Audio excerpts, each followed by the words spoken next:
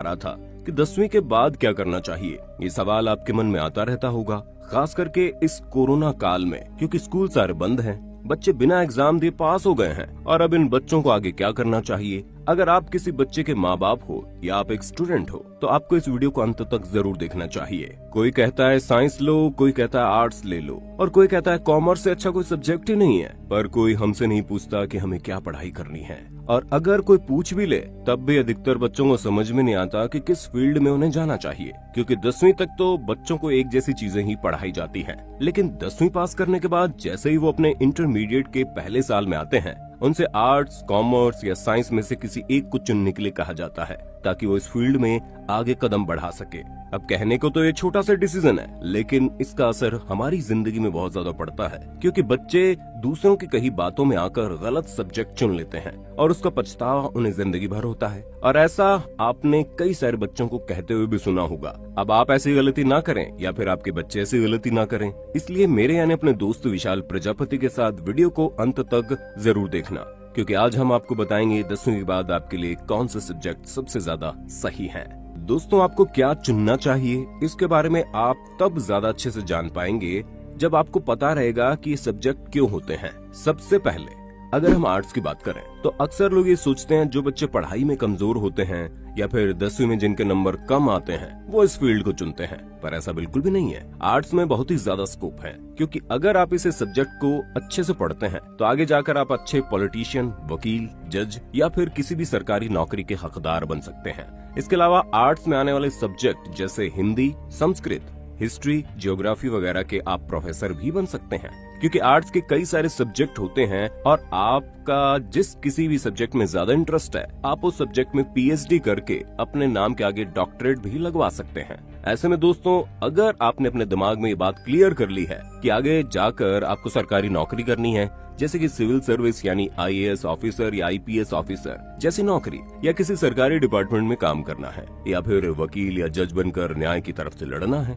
तो ये सब्जेक्ट आपके लिए बिल्कुल सही है। फिर चाहे आपके जितने अच्छे मार्क्स क्यों ना आए, आपको आर्ट्स ही लेनी चाहिए और उसी में अभी से मन लगाकर अपना फ्यूचर बनाना चाहिए। अब आप इस सब्जेक्ट को चुने उससे पहले हम आपको ये भी बता दें कि आपको आर्ट्स में कौन कौन से सब्जेक्ट पढ़ने को मिलेंगे, ताकि आप अपने दिमाग में पूरी तरह से पिक्चर क्लियर कर लें कि आपको आर्ट्स ही लेनी है। तो दोस्तों, आपको आर्ट्स में history, English, geography, psychology, political science, economy, Sanskrit, sociology, philosophy और हिंदी पढ़ाई जाती है। हालांकि ये सारे सब्जेक्ट आपको कुछ ही समय के लिए पढ़ाए जाएंगे। उसके बाद आपको अगर ग्रेजुएशन करनी है तो इनमें से किसी 3 सब्जेक्ट का चुनाव करना पड़ता है और उन्हीं 3 सब्जेक्ट्स में से आपको ग्रेजुएशन करवाई जाती है। फिर आपका मास्टर में भी इसी तरह का रहता है और जब आप पीएचडी करते हैं तो आपको कोई एक सब्जेक्ट चुनकर उन पर पीएचडी करनी होती है। दोस्तों, जो बच्चे बड़े होकर आईएएस ऑफिसर बनना चाहते हैं उनके लिए आर्ट्स से अच्छा कोई ऑप्शन है ही नहीं।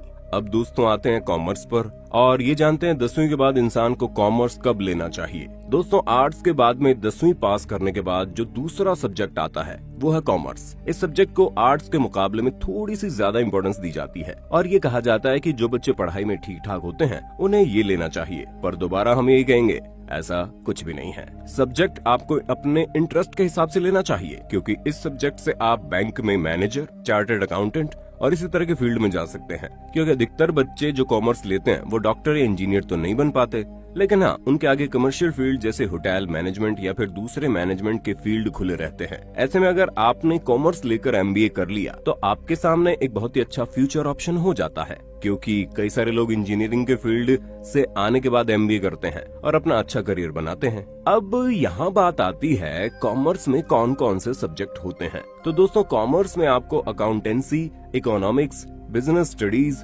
इंग्लिश और मैथमेटिक्स, ये वो वाली मैथ्स नहीं होती जो आपको नॉर्मल पढ़ाई जाती है। इस कॉमर्स वाली मैथ में आपको कैलकुलेशन ज्यादा करनी होगी, ना कि फार्मूला का रट्टा मारना होगा। दोस्तों, अगर आप कॉमर्स पढ़ते हैं तो आप इन सब्जेक्ट से आगे पढ़ाई करेंगे। अगर आपको इन सब्जेक्ट में इंटरेस्ट है, यानी आपको भारत की अर्थव्यवस्था, अकाउंट को मैनेज करना और बिजनेस वगैरह में रुचि है, तो आप कॉमर्स ले सकते हैं। आगे बढ़ने से पहले अगर आप हमारे चैनल पर नए हैं तो प्लीज सब्सक्राइब करके घंटा हिलाना मत भूलना। ऐसा करने से आप पर कृपा आनी शुरू हो जाएगी। ट्राई करो, इट्स वर्क। अब दोस्तों आते हैं तीसरे स्ट्रीम, यानी जिसे लोग काफी महत्वपूर्ण समझते हैं, और वो है साइंस। हालांकि साइंस में आपको 2 विकल्प मिलेंगे, एक है बायोलॉजी और दूसरा मैथमेटिक्स। जिसे लोग मेडिकल और नॉन मेडिकल भी कहते हैं।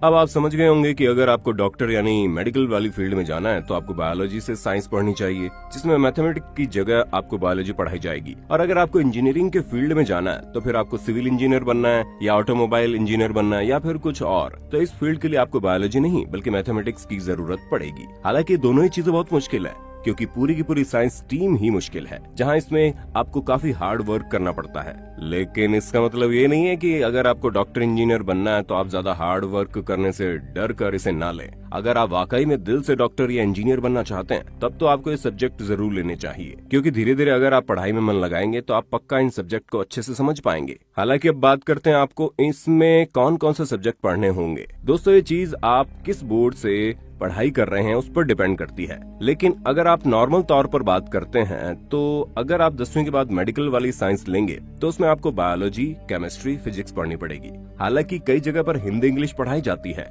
और कई जगह पर इसके साथ साथ कंप्यूटर साइंस और बायोटेक्नोलॉजी भी पढ़ाई जाती है। ये अलग अलग बोर्ड पर डिपेंड करता है। ठीक वैसे ही नॉन मेडिकल साइंस में भी होता है, बस इसमें आपको बायोलॉजी की जगह मैथमेटिक्स पढ़ाया जाएगा।